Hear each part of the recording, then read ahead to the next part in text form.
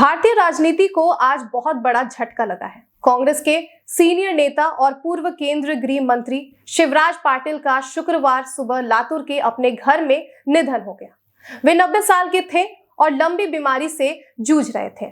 घर पर ही उनका इलाज चल रहा था। आपको बता दें कि सुबह करीब 6:30 बजे उन्होंने अंतिम सांस ली। कांग्रेस अध्यक्ष मल्लिकार्जुन खड़गे, राहुल गांधी, प्रियंका गांधी और प्रधानमंत्री नरेंद्र मोदी, राष्ट्रपति द्रौपदी मुर्मू समेत कई नेताओं ने शोक जताया है। शिवराज पाटिल का जन्म 12 अक्टूबर 1935 को महाराष्ट्र के लातूर जिले के चाकुर गांव में हुआ। वे मिडिल क्लास परिवार से आते थे। उस्मानिया यूनिवर्सिटी से साइंस और मुंबई यूनिवर्सिटी से लॉ की डिग्री ली। उन्होंने लॉ की पढ़ाई के बाद लातूर में वकालत शुरू की। 1960 के दशक में लातूर म्युनिसिपल के प्रेसिडेंट बने। शिवराज पाटिल भारतीय राजनीति के उन चुनिंदा नेताओं में शामिल थे जिन्होंने अपने लंबे सार्वजनिक जीवन में कई महत्वपूर्ण पदों की जिम्मेदारी संभाली। वे लोकसभा के स्पीकर रह चुके थे और विभिन्न केंद्रीय मंत्रालयों में भी उन्होंने जिम्मेदारियां निभाई। महाराष्ट्र के मराठावाड़ा क्षेत्र से आने वाले शिवराज पाटिल चाकुरकर 1973 से 1980 तक महाराष्ट्र विधानसभा के 2 बार सदस्य रहे। इस दौरान उन्होंने महाराष्ट्र विधानसभा के डिप्टी स्पीकर और स्पीकर की जिम्मेदारी संभाली। इसके बाद 1980 में शिवराज पाटिल 7वीं लोकसभा के लिए चुने गए। इसके बाद वे लगातार 6 बार लोकसभा चुनाव जीते। इस दौरान उन्होंने कई केंद्रीय मंत्री पदों पर भी काम किया।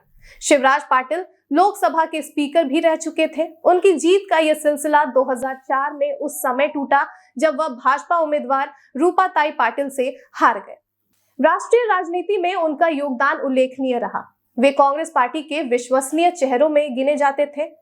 उनके शांत स्वभाव और संतुलित कार्यशैली की सराहना राजनीतिक क्षेत्र में हर दल के नेताओं ने कई बार की है। 2004 में उनको गृह मंत्री बनाया गया था, लेकिन 2008 में मुंबई हमले के बाद उन्होंने अपने पद से इस्तीफा दे दिया।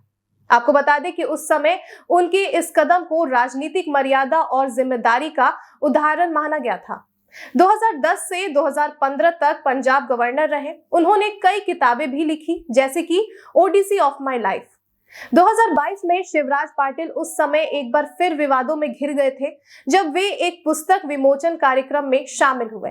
वहां मीडिया से बातचीत के दौरान उन्होंने भगवत गीता की तुलना जिहाद से कर दी, जिससे व्यापक विवाद खड़ा हो गया था। शिवराज पाटिल ने कहा था कि जिहाद सिर्फ कुरान में ही नहीं बल्कि गीता में भी है और जीसस की शिक्षाओं में भी है। जब कोई व्यक्ति सही बात को समझने के बाद भी न समझे तो बल प्रयोग करना ही पड़ता है। उन्होंने आगे कहा था कि महाभारत में श्री कृष्ण ने अर्जुन को भी यही जिहाद का संदेश दिया था। दुनिया में शांति स्थापित करने के लिए कभी कभी कठोर कदम उठाने पड़ते हैं।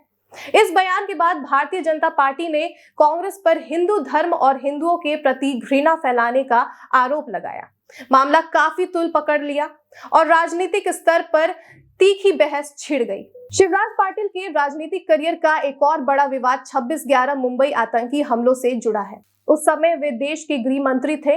मुंबई पर हुए भयावह आतंकी हमले के बाद खुफिया एवं सुरक्षा व्यवस्था में बड़ी चूक उजागर हुई थी। व्यापक आलोचना के बाद शिवराज पाटिल ने नैतिक जिम्मेदारी लेते हुए गृह मंत्री के पद से इस्तीफा दे दिया था।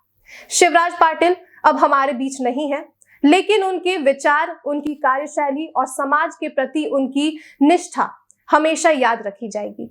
जनसेवा को समर्पित उनका पूरा जीवन हमें यह सिखाता है कि राजनेता केवल पद से नहीं बल्कि अपने कर्मों से अमर होते हैं। उनकी कमी हमेशा महसूस होगी, पर उनकी विरासत आने वाली पीढ़ियों को प्रेरित करती रहेगी। तो फिलहाल के लिए बस इतना ही। आप देखते रहिए न्यूज़ हट। धन्यवाद।